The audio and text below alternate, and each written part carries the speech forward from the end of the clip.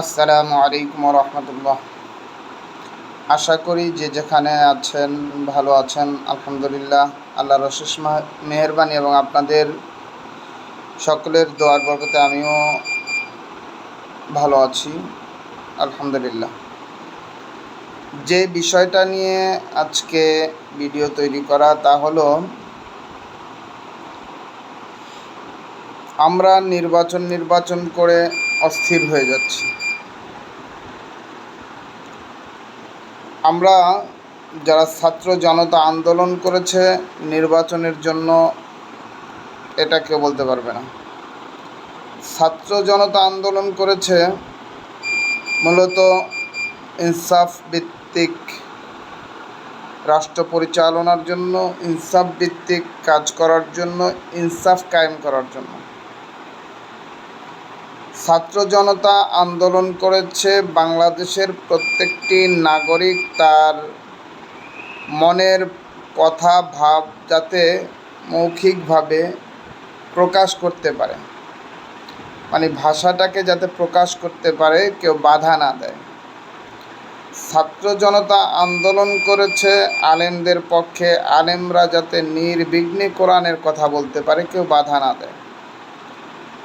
ছাত্র জনতা আন্দোলন করেছে প্রত্যেকটি মানুষের স্ব অধিকার যাতে ফিরে পায় সেজন্য। কিন্তু আমরা দেখছি আজকে কয়েক মাস ধরে নির্বাচনের জন্য পাগল হয়ে যাচ্ছে একটি দল বা একটি গোষ্ঠী। নির্বাচন প্রয়োজন আছে, নির্বাচন না হলে সাধারণ মানুষের নির্ভরতার জায়গা, বিশ্বাসের জায়গাটা পরিপূর্ণ হবে না, এটা সত্য। কিন্তু সেই নির্বাচন কারা করবে? যারা দেশকে পরিচালনা করতে পারবে, দেশকে সামনের দিকে আগায় নিয়ে যাবে, ভালো কিছু দিতে পারবে তাদের। কিন্তু তারাই নির্বাচনের জন্য পাগল হয়ে যাচ্ছে। যারা দেশে অস্থিতিশীল সৃষ্টি করছে, মব সৃষ্টি করছে, নারীদেরকে ধর্ষণ করছে, চাঁদাবাজির জন্য মানুষ খুন করছে, জনসম্মুখে মানুষকে মানুষ মনে করছে না, তারাই হচ্ছে নির্বাচনের জন্য উঠে পড়ে লেগেছে। কারণ নির্বাচন ছাড়াই যদি এই অবস্থা হয়, নির্বাচনে যদি তারা ক্ষমতায় যায়, তাহলে তো তাদেরকে বাধা দেওয়ার মতো আর কোনো লোক থাকবে না। কারণ আইনশৃঙ্খলা বাহিনী তাদের পক্ষে থাকতে বাধ্য হবে। এই কারণে তারা নির্বাচনের জন্য পাগল হয়ে যাচ্ছে।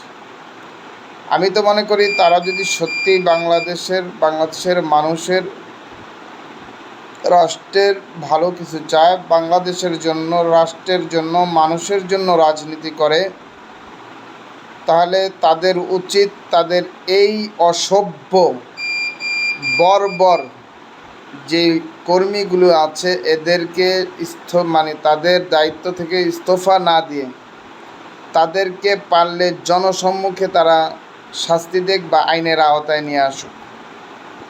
তাহলে বুঝবো যে হ্যাঁ, এদেরকে দিয়ে দেশ এবং রাষ্ট্রের কল্যাণ হবে, সাধারণ মানুষের কল্যাণ হবে।